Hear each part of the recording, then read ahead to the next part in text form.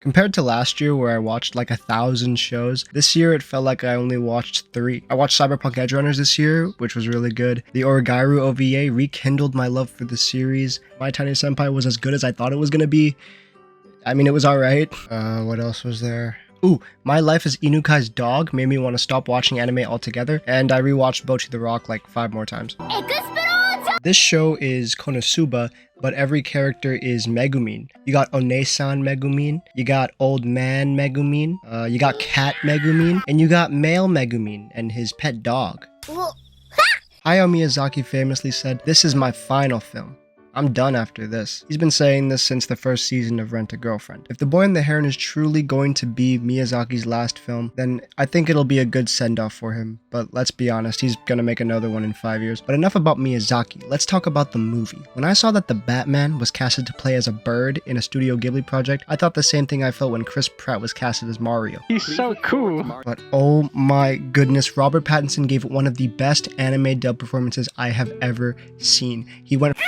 It wasn't just a Pattinson stomp though. Dave Bautista, Karen Fukuhara, Florence Pugh, Christian Bale, everybody gave their all to deliver an amazing performance. I left the theater with popcorn, butter, and orange juice all over my fingers. Tomo-chan is a girl is about Tomo-chan, who is a girl. This character, I believe. The only reason why I know that is because her name is in the title. Don't ask me what this guy's name is. I didn't know it was possible for someone to forget their glasses this much.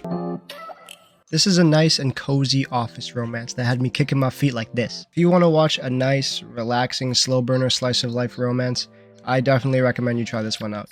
The main character is pretty cool. Do you get it?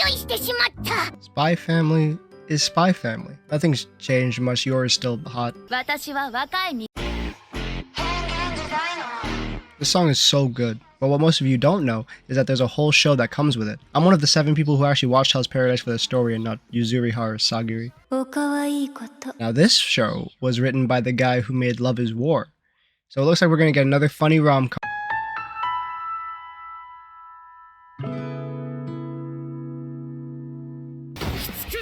Attack on Titan, the finals... No, not the final season. No, that's the final season part 2. No, not that one. That's the Chibi OVA. I don't even... What the hell is that?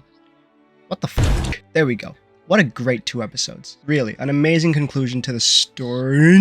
Coming in at number 5, we have One Piece. Because he goes...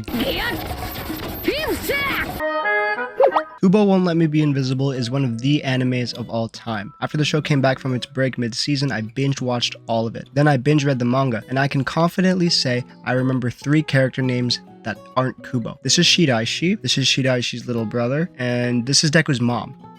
Don't ask me what this one's name is. Hasakawa, I like you, so please, go out with me! I like you, but... The idea of dating you makes me want to puke my guts out. I'm so sorry! Okay, so the plot of this show is that this guy, he's been rejected 100 times. And after the 100th rejection, he actually finds out that he is destined to have 100 soulmates.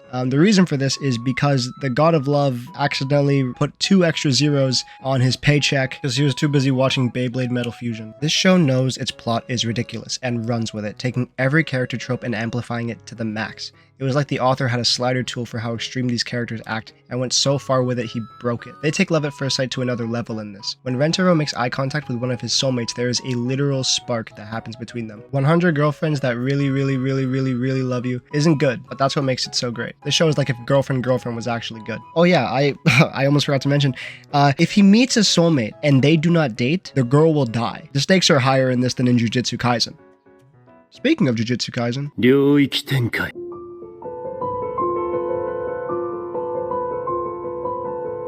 Are you the one who left it all behind because you're stand proud? Or are you with this sacred treasure I summoned because you're always the car? The grippiest job! The Dangers in My Heart opens with our main character, Ichikawa, who is this incredibly weird edgelord who daydreams about ending the lives of his classmates. His personality and the way he describes himself reminds me of Jared Leto's Joker with the stupid damage tattoo on his face. Soon after we are introduced to Jared Leto's son, we meet Yamada, a girl in his class who is his prime target. I started the show hating Ichikawa. I mean, oh my, it's just so cringe. I was afraid that this sort of chuny part of Ichikawa's character would be present throughout the entire season. Despite this, the show actually does a very good job at quickly showing you that Ichikawa isn't actually some weirdo. His true nature comes to light in the first episode.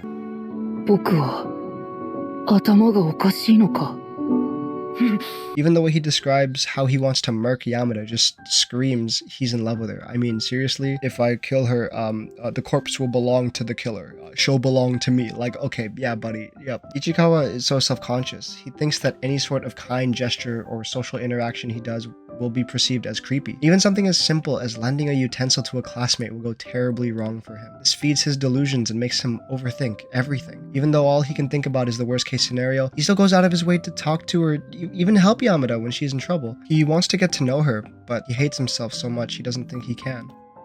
He doesn't believe in himself. Deep down, Ichikawa is a good person who pays attention to the feelings of the people around him, but he puts up this front to protect himself from getting hurt. The insecurities that are displayed here, not just from Ichikawa, but later on from Yamada as well, feel so relatable and real that you really get pulled into their story. There are so many moments that got me grabbing my chest because I was afraid my heart was going to burst out of it. This show is so incredibly wholesome, unless we're talking about these guys. And even Ichikawa isn't entirely innocent. This part of the show can be so in your face at times, but it does make it feel more grounded in reality. These characters are going through a transitional period in their lives. They aren't kids anymore, even though they are. When you're at that age, you're either in a rush to grow up or you fear the idea of it. There are so many feelings you don't understand or know how to deal with, and you have to go through all of this while learning how to do math. If you aren't a social butterfly, it's easy to think that your fear of relationships is a hatred for people. This show is a modern masterpiece. If you haven't watched it yet, I'm gonna find you and kick you in the balls.